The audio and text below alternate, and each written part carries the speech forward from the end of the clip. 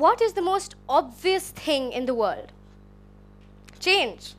What is also the most painful thing in the world? Also change. As quoted by Heraclitus, which I'm sure is centuries ago, the only constant in life is change. But coming back to the 21st century, such feeble quotes have no grip on reality, do they? I mean, all they can provide is minutes of inspiration, seconds of fire.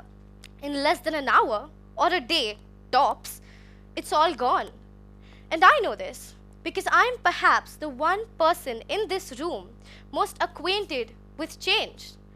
I know, given my age, it sounds like a big joke, but trust me, my life has been revolving around change. And if there's one thing I will say here today, it is that I enjoyed it more than anything.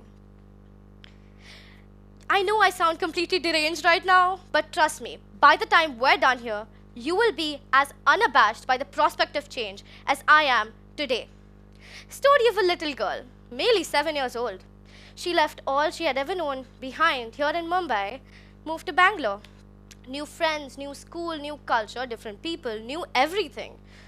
For a little girl, new things are as scary as monsters. And when you have no one to talk to, no one to sit with in classes, no teachers you like, no support system, no one to play with in the society, or no birthday parties to go to, I dare say, it can get quite lonely. Even when one does have perfectly lively parents. Took her a while to settle in. She found some loving people, some familiar places. She could finally call that new place home, until she had to leave it all over again. But if there was one thing she'd learned, it was that change takes hard work, but it's the work that makes it so worth it. She promised herself she'd take one last jump, give change one last try. So she did. Believe it or not, the loneliness struck again, the pain did not leave easily. In fact, she spent the first 6 months regretting her decision, dreaming each day of what life in Bangalore could have been, until she settled in a new place. Before she knew it, she moved again. But this time she was genuinely excited. You know the kind of thrill that comes from within? The belief that she'd be all right in the end? And every place was better than the next. Until she moved every year. From Thane to Gurgaon to Bangalore to Delhi to Lucknow to London and back to Mumbai. But can you guess the climax? She moved not because she had to, but because she wanted to. Admittedly, it was difficult.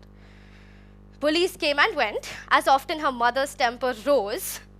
Friends changed but were never replaced. But despite all the challenges, when the two people she cared most about were always with her, she feared nothing.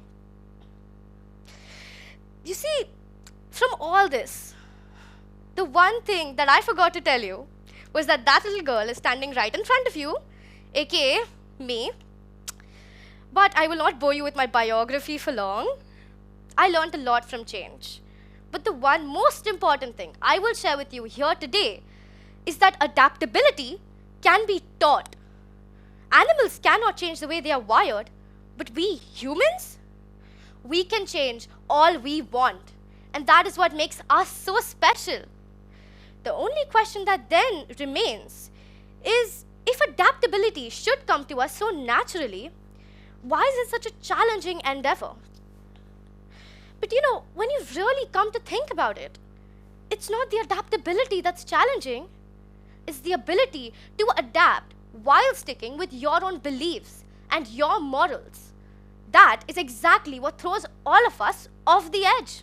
And that is the ability I present to you today, which leads us to 2 years ago, when I moved to London.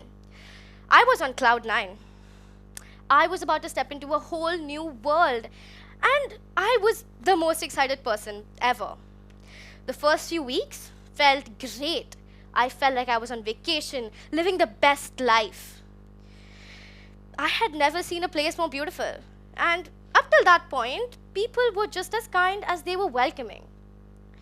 But then I started going to school, and even though the teachers were lovely, delightful, and I had the most fun time in the science lab. The kids weren't very nice, and bullies took things to a whole other level.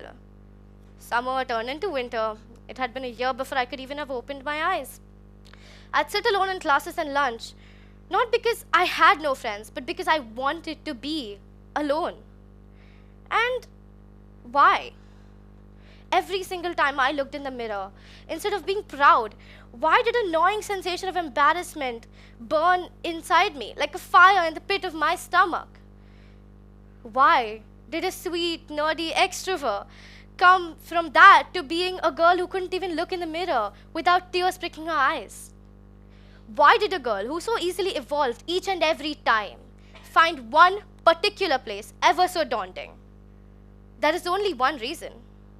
Because I refused to give up my ideas and my morals simply to be liked by other teenagers. One day, my mother came up to me. She said a book, Attitude is Everything, by Jeff Keller, could change my life.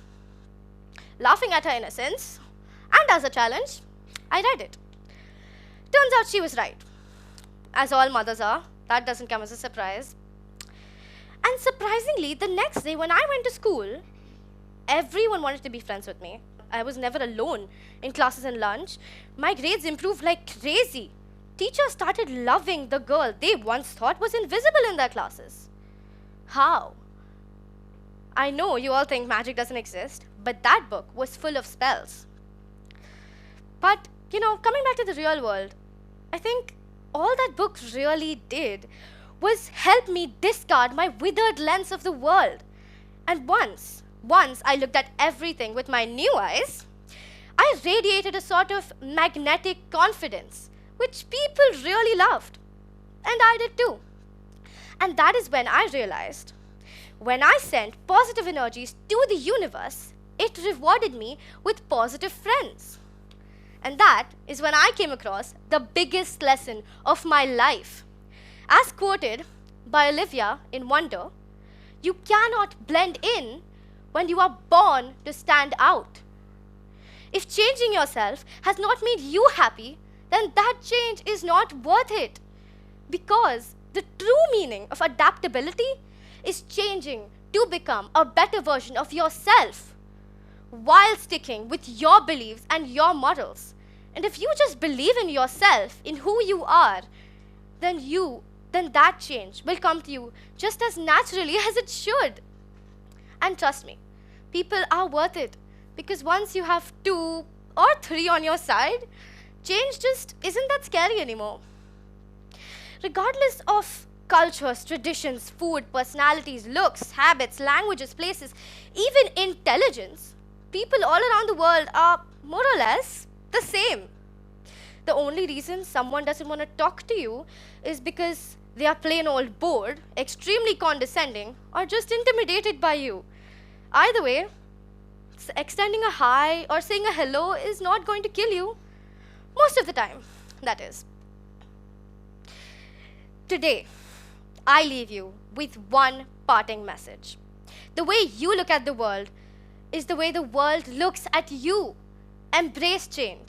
Believe it will only make you stronger. Understand that every decision you make will only make you a better version of yourself. And that decision doesn't necessarily have to be change. But once you understand this, the world will suddenly not look like the Bermuda Triangle anymore, but instead like Hawaii or Maldives in the summer. And that, my dear friends, is a promise. Thank you.